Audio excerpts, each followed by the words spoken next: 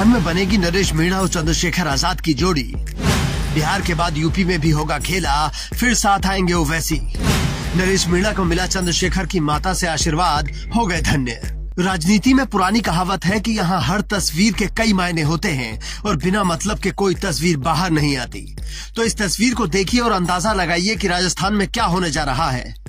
जब से ये तस्वीर सोशल मीडिया पर आई है, उसी वक्त से तांडव शुरू हो गया है। कोई इन्हें दो शेरों की मुलाकात बता रहा है, तो कोई राजस्थान में बदलाव की बयार समझा रहा है। लेकिन आखिर नरेश मीणा अपना उपचुनाव हारने के बाद चंद्रशेखर आजाद से क्यों मिले हैं? अगर यही तस्वीरें उन्होंने पहले खिंचा ली होती तो शायद आज वो विधायक होते।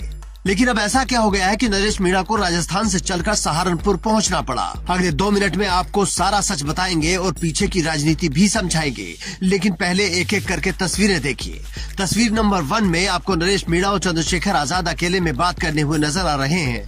दोनों कुर्सी पर बैठे हैं, लेकिन नरेश मीणा के पैर में चप्पल नहीं है और कहते हैं कि एक तस्वीर 1000 शब्दों के बराबर होती है। तस्वीर नंबर 2 में चंद्रशेखर आजाद नरेश मीणा को मिठाई खिला रहे हैं। लेकिन सवाल ये है कि उनके चुनाव हारने के बाद भी मिठाई क्यों खिलाई जा रही है? इसके पीछे भी बड़ा राज है जो आगे बताएंगे। तस्वीर नंबर 3 सबसे ज्यादा मार्मिक है, जिसमें चंद्रशेखर आजाद की माता नरेश मीणा को आशीर्वाद दे रही हैं। अब आते हैं असल मुद्दे पर। दरअसल भले ही नरेश मीणा चुनाव हार गए हों, लेकिन उन्होंने अपना एक फैन बेस बना लिया है। अब बिहार की तरह राजस्थान में भी तीसरे मोर्चे की कवायद चल रही है, जिसमें नरेश मीणा, चंद्रशेखर आजाद, हनुमान बेनीवाल और कई ऐसे नेता शामिल हो सकते हैं जो कांग्रेस या बीजेपी दोनों के साथ नहीं जाना चाहते। इसी प्लानिंग को समझाने और चंद्रशेखर आजाद को मनाने के लिए नरेश मीणा सहारनपुर तक दौड़े चले आए।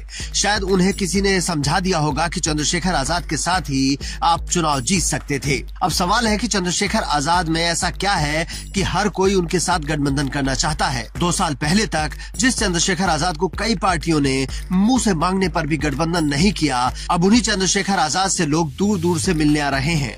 असदुद्दीन ओवैसी अब बिहार के बाद यूपी में भी उनके साथ गठबंधन करना चाहते हैं। उत्तर प्रदेश में तो जाएंगे, उत्तर प्रदेश में दरी नहीं बिछाएंगे। उत्तर प्रदेश में MYPDA का ये सब झूठ बातें करते हैं ना, उनके खिलाफ जाएंगे। आप निश्चिंत रहिए। और जो आकर यहाँ पर बकवास उन्होंने की, उसका नतीजा देख लिए। यूपी में हम हमारी बहन पल्लवी पटेल के साथ हैं। हम उम्मीद करते हैं कि चंद्रशेखर आजाद, रावण, स्वामी प्रसाद मौर्य, हम सब मिलकर कोशिश करें तो इससे एक विकल्प। यूपी का चुनाव पहले होना है, लेकिन राजस्थान वाले पीछे नहीं रहना चाहते और चंद्रशेखर आजाद को अपने साथ खड़े रखना चाहते हैं। ये डिमांड 26 नवंबर की रैली के बाद और भी ज्यादा बढ़ने वाली है, क्योंकि चंद्रशेखर आजाद मुजफ्फरनगर से चुनावी बिगुल फूंकने जा रहे हैं, जिसकी तैयारियां जोरों पर हैं। उनके नेता गांव-गांव जाकर लोगों को रैली में आने के लिए प्रेरित कर रहे हैं और दूसरी तरफ राजस्थान से लोग चंद्रशेखर आजाद के घर पहुंच रहे हैं, तो लोग सोशल मीडिया पर लिखने लगे हैं कि भाई का जलवा है। अब नरेश मीणा को ही देख लीजिए, कैसे चंद्रशेखर आजाद के घर की दीवारों पर लिखे वाक्यों को पढ़कर वीडियो बना रहे हैं। बाबा साहब भीमराव अम्बेडकर ने कहा है, अन्याय से लड़ते हुए यदि आपकी मौत हो जाती है तो आने वाली पीढ़ियां उसका बदला अवश्य लेगी, परंतु यदि अन्याय सहते सहते मर जाओगे तो आगे की पीढ़ियां भी गुलाम बनी रहेगी। ये लाइनें हाड़ौती की राजनीति पर सटीक बैठती है और इसीलिए हम लड़ रहे हैं और लड़ते हुए मर भी गए तो लोग याद करेंगे।